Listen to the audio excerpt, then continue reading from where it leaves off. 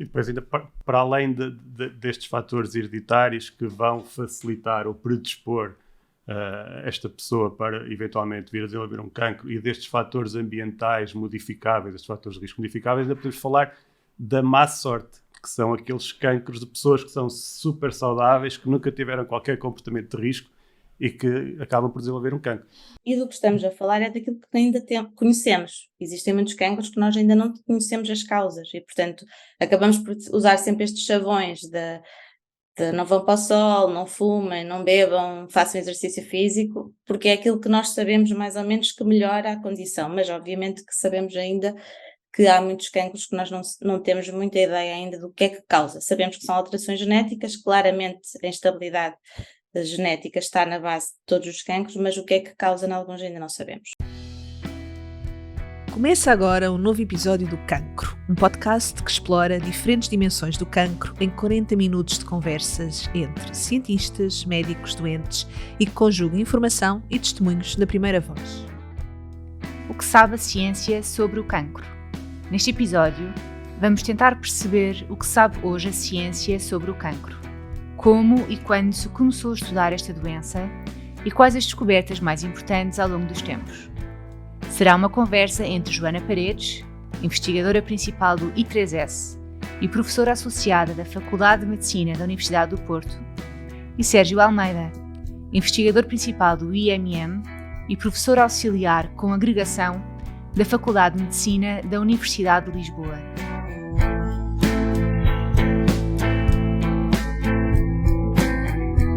Olá, Joana. Estamos aqui no 7º episódio do podcast Cancro e hoje a ideia é, durante os próximos 40 minutos, falarmos um bocadinho acerca do que é que a ciência sabe sobre cancro. Vamos ver se sabemos o suficiente para falar durante 40 minutos.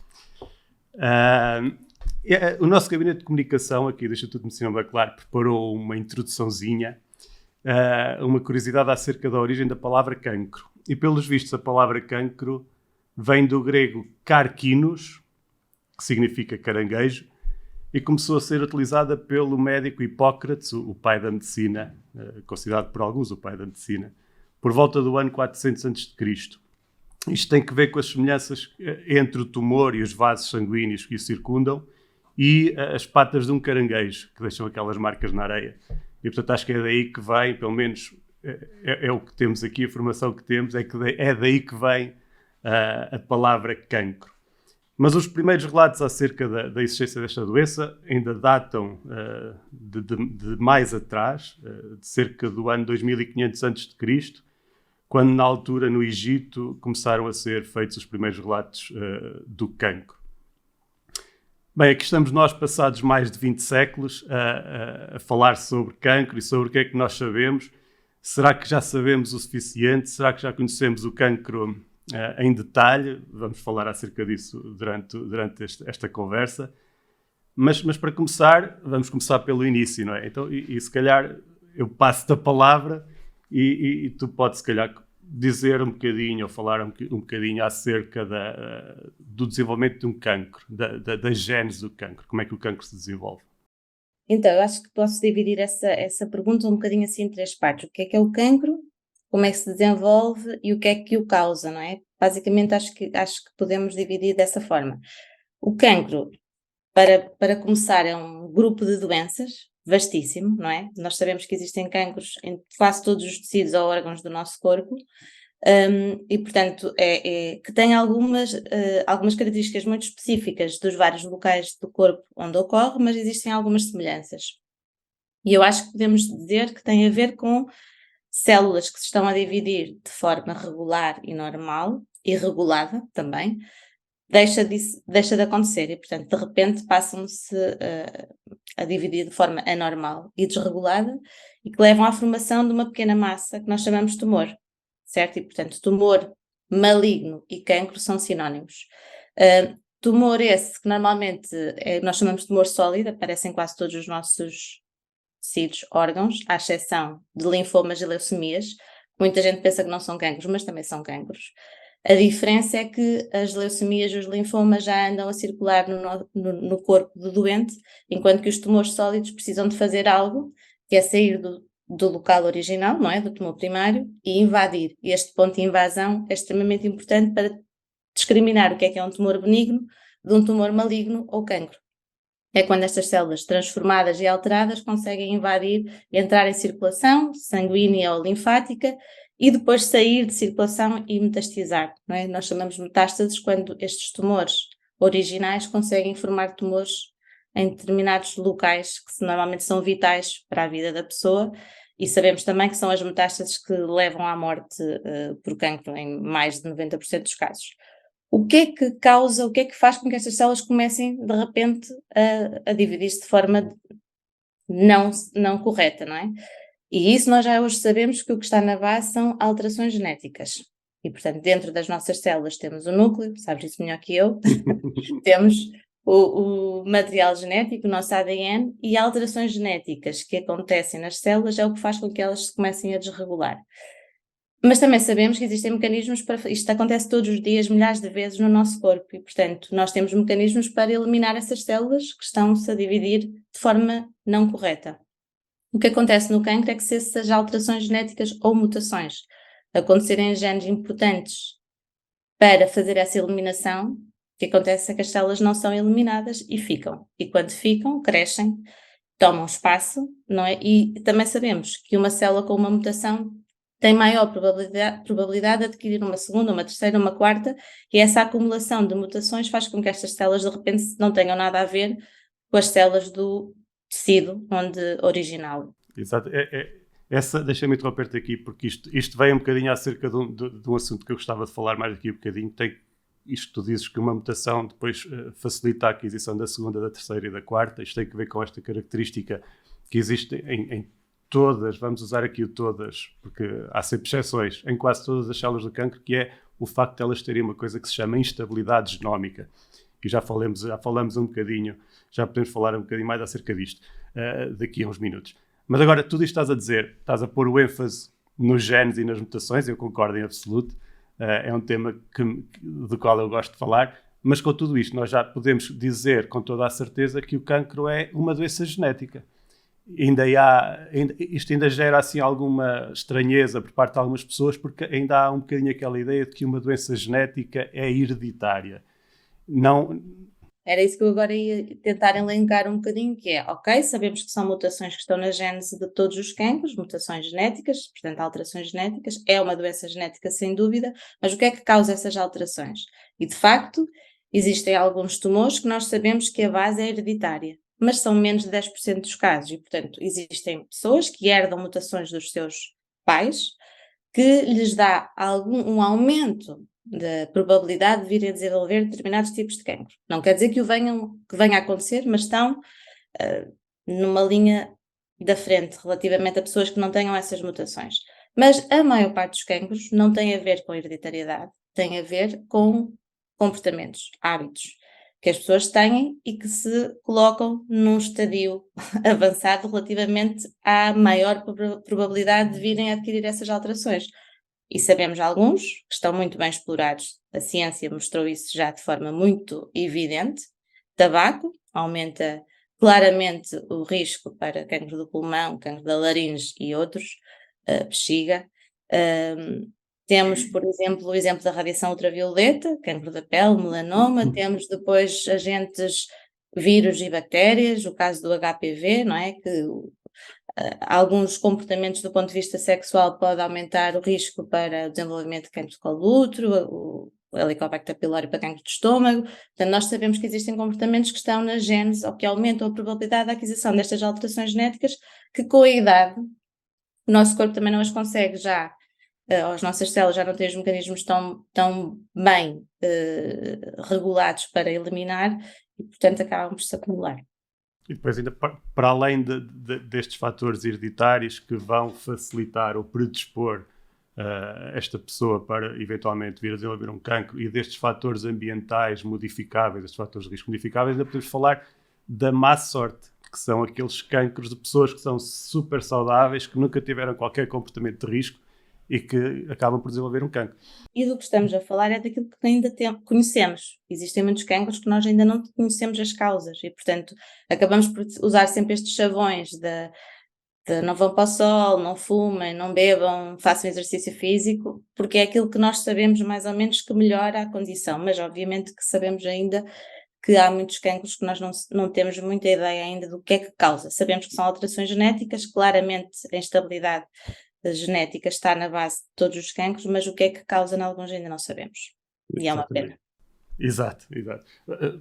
Para que conseguimos Queres tratar. falar um bocadinho das características mais. Era o ponto que eu tinha aqui no guião, que vamos tentar seguir para nos disciplinarmos um bocadinho. Era o ponto que vinha a seguir, que era o facto de haver estas assinaturas específicas das células cancerígenas, que em inglês têm este nome, que é os Cancer Hallmarks, que são os hallmarks dos cancros, que são características distintivas ou propriedades que nós vamos sempre aqui, entre aspas, sempre encontrar numa célula de cancro. E estas assinaturas, ou estes hallmarks, se quiserem, foram compilados pela primeira vez num artigo seminal publicado no ano 2000 por 2 investigadores a trabalhar nos Estados Unidos na altura, o Douglas Anhan e o Rod Weinberg, e o artigo chama-se exatamente Os Hallmarks do Cancro. E na altura eles descreveram 6 destas características, que têm que ver, por exemplo, com a capacidade das células tumorais de promoverem angiogénese. O que é isto? É a formação de vasos sanguíneos que façam o aporte dos nutrientes que as células do cancro precisam para sobreviver e para crescer. E depois há outras características importantes, uma delas tu já falaste, que é o facto da célula de cancro ser imune à morte celular. Ela não morre. Portanto, como tu disseste já, as nossas células se detectam que alguma coisa está errada a nível genético, por exemplo, elas ativam programas específicos que culminam na morte celular, e as células cancerígenas aprenderam ou adquiriram a capacidade de evitar esses mecanismos. Portanto, todas estas características são características que são observadas em células cancerígenas, em todas as células cancerígenas. Depois, para além destas 6 características que eram as originais, no passado 10, 11 anos, os mesmos autores fizeram um update aos hallmarks do cancro e adicionaram mais 4, e nestes 4 adicionaram este de que nós já falámos, que é exatamente a instabilidade genómica, que é esta característica que a célula tem para adquirir mutações a uma taxa muito mais elevada do que aquela que seria de esperar.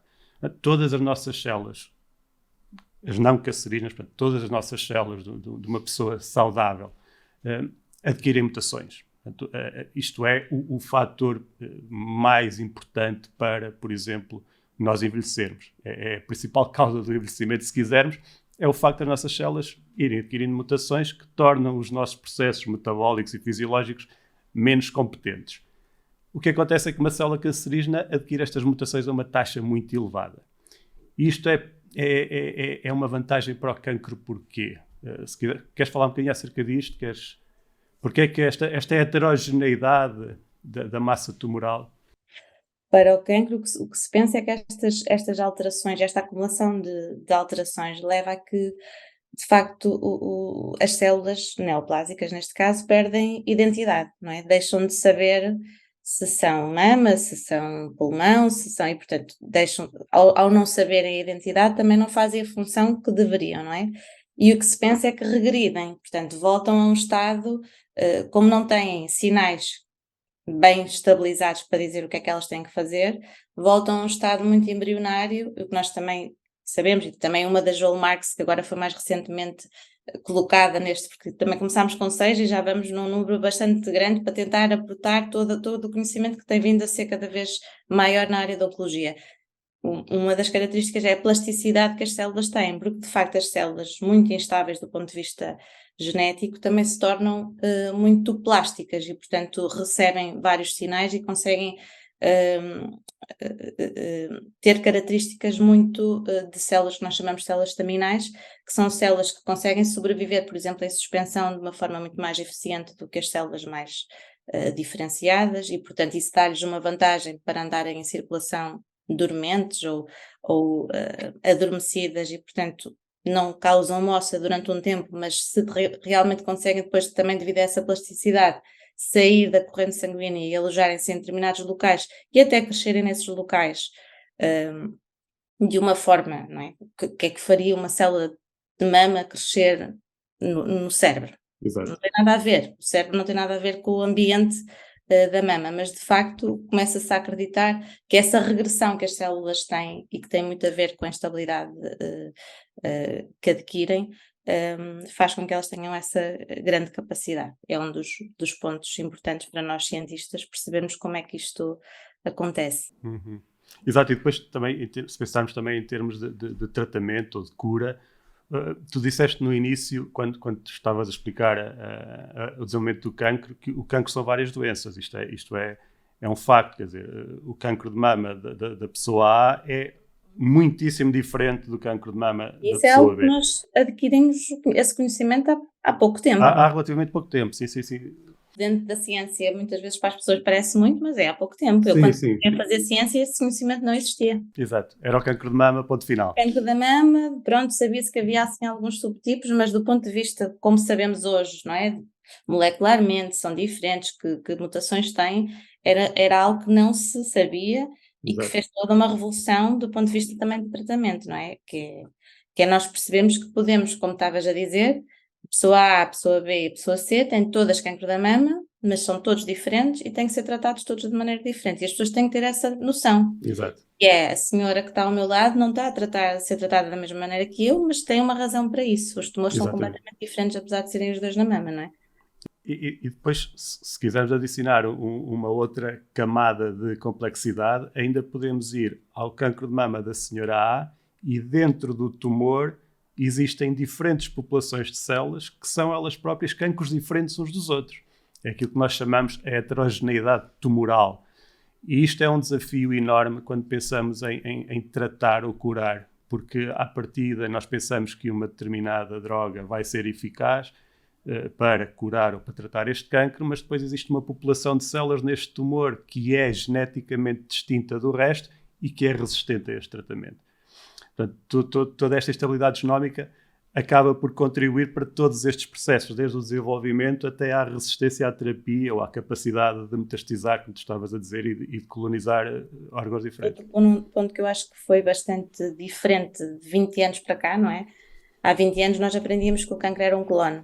E clone, normalmente, teoricamente, é um grupo de células em que as células são todas iguais.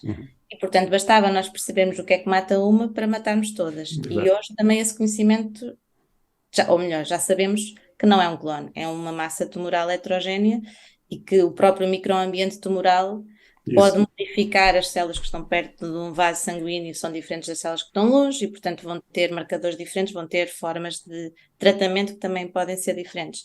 Isso traz uma complexidade grande que eu acho que as pessoas podem ficar assustadas com isto que estamos a dizer, mas que eu acho que é conhecimento que nós estamos a utilizar Claro. para perceber melhor a doença e poder-la tratar de forma melhor. Claro que sim.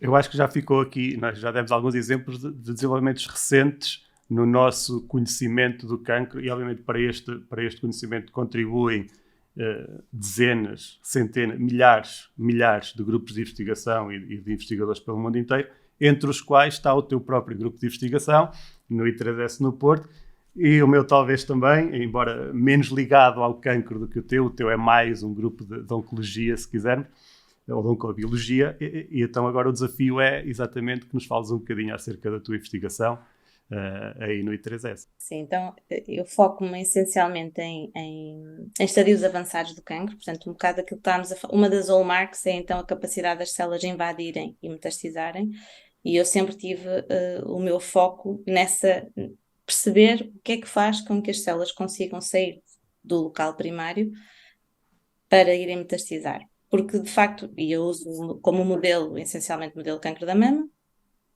triplo negativo, e estes estadios já avançados, portanto, aqueles de pior prognóstico, onde nós ainda... Felizmente, uma coisa que aconteceu em cancro da mama é que nós, neste momento, temos... Se um tumor for detectado precocemente, e a mamografia e o rastreio é essencial para detectarmos esses tumores precocemente, nós temos mulheres curadas de cancro da mama. E porque a cirurgia é eficiente, com radioterapia, umas vezes temos que usar quimio, mas é eficiente. O problema é quando já estamos em estadios avançados em que as células já andam a circular Portanto, eu sempre me quis perceber o porquê, como é que nós podemos, o que é que nós podemos fazer para inibir esses processos, não é?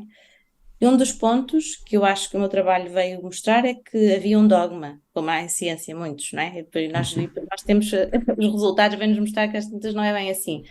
Que as células para invadirem precisavam de se desligar das células vizinhas e, portanto, para conseguirem chegar à circulação, tinham que ir isoladas. E ora, eu via sempre que os tumores que eu estudava claramente não tinham esse fenótipo, ou seja, essa marca. As células não iam isoladas, iam até bastante em grupo. E, portanto, o meu trabalho que veio mostrar é que há uma proteína que faz essa adesão célula a célula, portanto, que permite que as células se mantenham em grupo, e é importante para que as células invadam, mas invadam de forma coletiva. Portanto, elas vão em grupo e entram em grupo em circulação. Pode-nos parecer esquisito, mas a verdade é que isto dá-lhes uma série de vantagens, porque as células isoladas estão são mais facilmente eliminadas do que as células que estão em grupo. Como em grupo, é como nós, é como as pessoas, não é? Quando estamos sozinhos ou quando estamos em grupo, normalmente protegemos-nos umas às outras e aqui estes clusters de células depois são mais eficientes a sobreviver em circulação. Tem uma série de características que lá está, por exemplo, as características estaminais estão bastante presentes neste grupo de células e estas proteínas que são importantes para a adesão permitem isso, fazem a inibição do stress oxidativo, ou seja, permite que as células sobrevivam. E depois estamos agora neste momento a tentar perceber de que forma é que é importante também para a colonização em determinados órgãos à distância. Temos um outro grande projeto, mais recente, que tem a ver com aquilo que as células tumorais produzem no tumor primário, secretam para a circulação e de que forma é que isso que está a ser secretado consegue ir aos vários locais de metastização, neste caso estamos a focar essencialmente no osso e no cérebro, e conseguem começar a preparar esses órgãos para depois as células conseguirem viver lá, porque como eu estava a dizer há pouco, uma célula de mama precisa de preparar um ambiente semelhante à mama nesses locais para depois conseguir crescer nesses locais. E, portanto, temos identificado alguns péptidos que são produzidos por estas células tumorais da mama e que são importantes para depois preparar esses locais metastáticos e nós chamamos um bocadinho que nos permitem perceber que há um tropismo. As células da senhora A têm um tropismo para ir para o cérebro, enquanto que as células da senhora B têm um tropismo para ir para o osso. E temos que perceber o que é que medeia isso. Sim, como de geral é mais ou menos isto. Sérgio, conta-me então o teu. Posso fazer uma pergunta acerca do teu? Porque se calhar é uma pergunta que as pessoas podem ter, porque é um facto que talvez a maioria das pessoas que trabalham, não sei se será a maioria, mas é uma grande parte dos grupos de investigação que trabalham em cancros, trabalham em cancro de mama, em cancro de pulmão, e se calhar algumas pessoas perguntam, mas porquê que a Joana escolheu trabalhar em cancro de mama e não escolheu trabalhar noutro cancro qualquer? Há uma resposta objetiva para essa pergunta? Ou... Há uma resposta objetiva relativamente a porque é que a Joana decidiu trabalhar em cancro. Isso há, porque de facto na minha família e em amigos havia várias pessoas na altura em que eu estava ali na iminência de decidir o que é que ia fazer, que infelizmente faleceram devido a cancro e portanto eu tinha eu fui fazer biologia com a ideia que queria fazer algo relacionado com medicina. Nunca quis ser médica, mas queria trabalhar em medicina, sendo bióloga ou bioquímica, mas fui para a biologia. Cancro da mama foi sorte. Comecei a minha carreira no IPO de Coimbra e o projeto era em mama. E, portanto, comecei um bocadinho a dedicar-me mais a essa patologia. A verdade é que eu tenho muitas perguntas porque é que não trabalhas em pâncreas ou em glioblastoma, porque são aqueles tumores que, de facto, ainda se sabe pouco.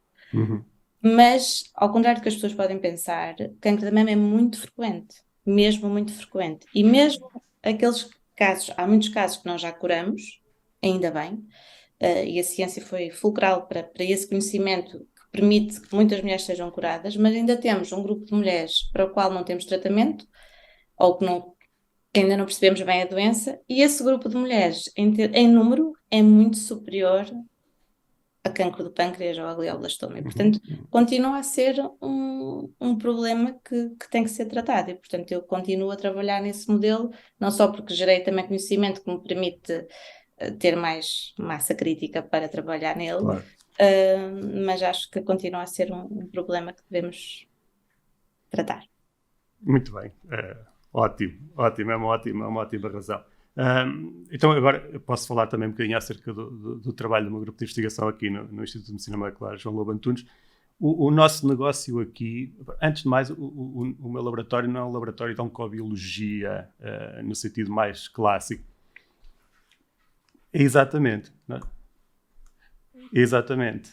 Nós estamos numa fase mais inicial da doença, naquilo que tu estavas a falar no início, das mutações, como é que elas surgem. Portanto, o nosso negócio é o DNA, são os genes.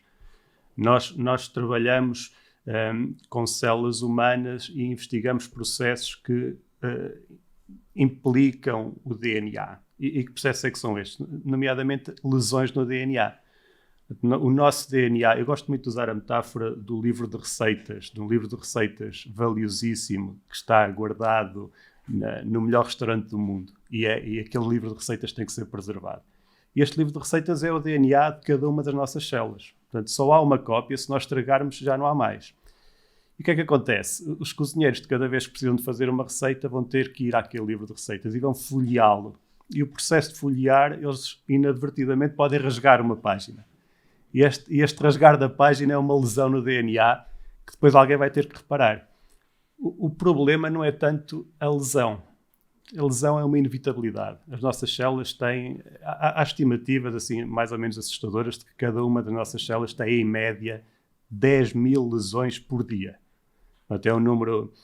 O problema é que depois, na tentativa das nossas células repararem estas lesões, muitas vezes elas alteram a receita. Elas introduzem as tais mutações. E com o passar dos anos e com o acumular destas mutações, nós vamos envelhecer. É a primeira consequência, aquela que é mais visível. Não dá para andar para trás. E uma outra consequência, entre inúmeras doenças genéticas, uma outra consequência pode ser o cancro. Portanto, e é daí que vem a nossa ligação ao cancro. Nós estudamos processos que estão na gênese do cancro. Então, o que nós queremos saber exatamente são duas coisas. Como é que estas lesões surgem de maneira espontânea? Quais são os processos da célula que têm maior probabilidade de dar origem a lesões no DNA? Nomeadamente lesões que nós chamamos de lesões de dupla cadeia, que são aquelas em que o DNA parte, literalmente. São muito destrutivas. E o segundo objetivo da nossa investigação é perceber depois como é que a célula repara estas lesões. Quais os mecanismos, quais as proteínas que chama para tentar reparar esta lesão. E porque é que de vez em quando se cometem mutações, se introduzem as mutações, se cometem erros. Portanto, este é o nosso objetivo. Nós não trabalhamos com um cancro em específico. Portanto, nós não nos focamos em cancro de mama ou em cancro de rim, porque estes processos são transversais a todos os tipos de cancro. Todos os tipos de cancro. Foi aquele um bocado também que eu disse no início, que eu acho que há características que são únicas, o que eu quero dizer são partilhadas pela maior parte dos cancros, mas também existem características que são muito específicas do cancro de origem e, portanto, é preciso os dois tipos de conhecimento a serem gerados paralelamente, de preferência, não é? Claro. Que é muito fundamental da célula e que é necessário compreender os mecanismos, porque essa compreensão permite-nos também identificar possíveis alvos ou possíveis alvos terapêuticos, não é? Que nós podemos usar para a terapêutica, versus algo que seja muito específico, porque também sabemos que é algo que pode ser utilizado no tratamento do cancro do pulmão, não pode ser usado no tratamento do cancro da mama, e por isso Exatamente. a necessidade desses dois tipos de investigação. E eu acho que, entrando assim um bocadinho na parte do tratamento, que eu acho que acaba por ser aquilo que as pessoas mais gostam de ouvir, não é? Claro. Ok, fazem investigação, mas isso gera alguma coisa, não é? E nós mudamos muito também o próprio paradigma do tratamento do cancro, e hoje falamos de algo que é a oncologia de precisão. Exatamente. Precisão é usar fármacos dirigidos àquele tumor daquela pessoa. E este conhecimento de que tipo de alterações genéticas é que existe no tumor da senhora A permite-nos dirigir o tratamento especificamente para esse tumor. Coisa que com a quimioterapia e com a radioterapia eu costumo usar a expressão que é um canhão para matar um mosquito, não é? Dispara a todas as células de forma não específica e por isso todos os efeitos colaterais e secundários que sabemos que esse tipo de doença, desse tipo de tratamento tem, porque de facto foram pensadas apenas para matar células em proliferação de forma completamente não focada. E este conhecimento todo que a ciência nos trouxe permite-nos pensar de uma forma inteligente do que é que aquele tumor tem que as células normais não têm e por isso o que é que nós podemos usar que vai matar especificamente as células tumorais e não as células normais. Não é? Existem vários exemplos. Sim, e isto traz-nos à última parte aqui da nossa conversa, por estes últimos minutos, que é precisamente esta revolução que tem acontecido. Eu acho que esta última década foi assim um boom de novas abordagens e de novas estratégias terapêuticas em cancro, e uma delas, que era uma das que eu tinha aqui apontado, era exatamente a oncologia de precisão. E eu acho que, tu acabaste já de explicar isto perfeitamente, mas eu acho que isto tem que ver com estes avanços tecnológicos que nos permitem pegar numa amostra do tumor da pessoa X e sequenciar esta amostra de tumor. O que é que isto quer dizer? Permite-nos saber exatamente, se voltarmos ao livro de receitas, todas as letras que estão neste livro de receitas e saber que alterações é que houve, que mutações é que foram introduzidas. E mais, não é? Neste momento até conseguimos, nesse tumor, quase separar célula a célula e perceber cada célula é daquela heterogeneidade que falámos há pouco, como é que são e perceber, temos uma percentagem X de células assim e temos outra percentagem de células assado e até nisso conseguirmos de alguma forma fazer com que as terapêuticas sejam feitas nesse sentido, não é? Porque... Exatamente. Eu acho que isto é um avanço enorme, porque, como tu disseste, nós é o próprio nome da terapia, da abordagem, esta oncologia de precisão. Nós, ao descobrirmos uma mutação que seja característica de uma célula tumoral e que nos permita agir sobre ela, estamos a poupar todas as outras células do organismo. Portanto, os efeitos secundários serão muitíssimo menores do que as tais estratégias de quimioterapia, o tal canhão de que tu falavas. Portanto, eu acho que em termos de promessa para um futuro próximo, e já se fazem em diferentes tipos de cancro de mama, cancro de pulmão, portanto, esta oncologia de precisão, mas eu acho que isto de facto é uma área de investigação onde está a haver desenvolvimentos a uma velocidade enorme, e eu acho que brevemente vamos ter mais cancros a serem passíveis de ser tratados usando este tipo de abordagens.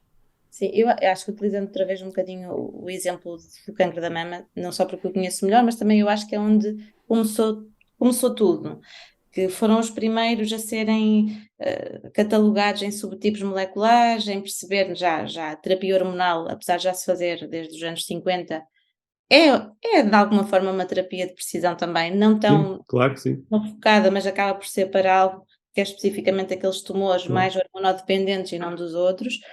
O HER2, então, veio revolucionar completamente aquele grupo de doentes que morriam, é uma doença super agressiva e que, com uma terapêutica especificamente para um anticorpo, mudou completamente e é muito interessante compararmos coortes de doentes antes dessa terapêutica, que é o Herceptin, o trastuzumab, e depois, e as curvas de sobrevida são claramente diferentes e os oncologistas costumam dizer deem mais terapêuticas deste género porque de facto mudou e eu acho que as pessoas não têm noção disto. Isto começou em 2000. Eu quando entrei, comecei a fazer investigação, estava este tratamento a aparecer e mudou completamente a vida destas pessoas.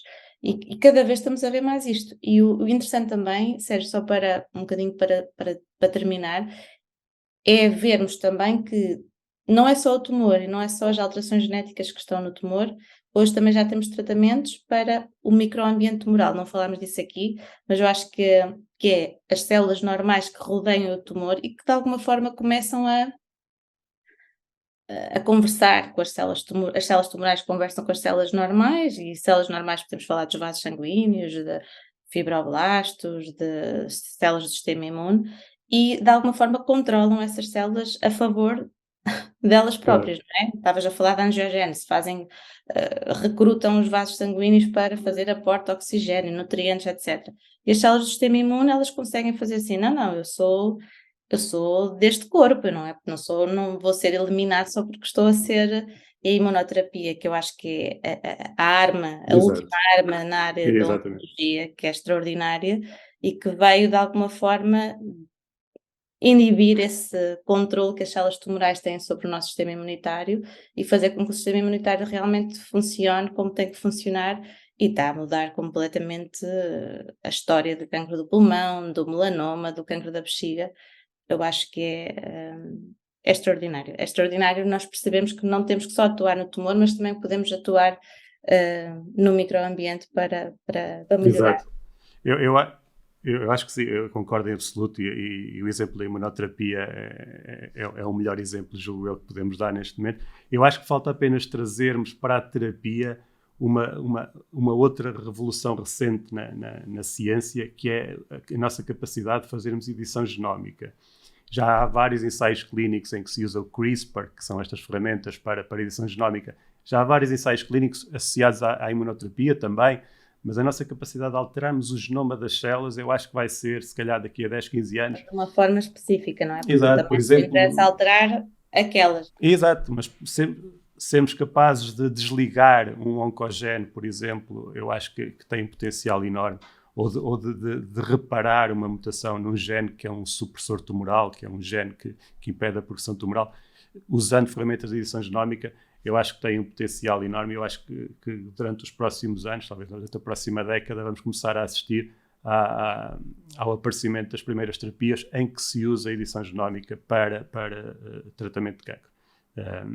Sim, acho que sim.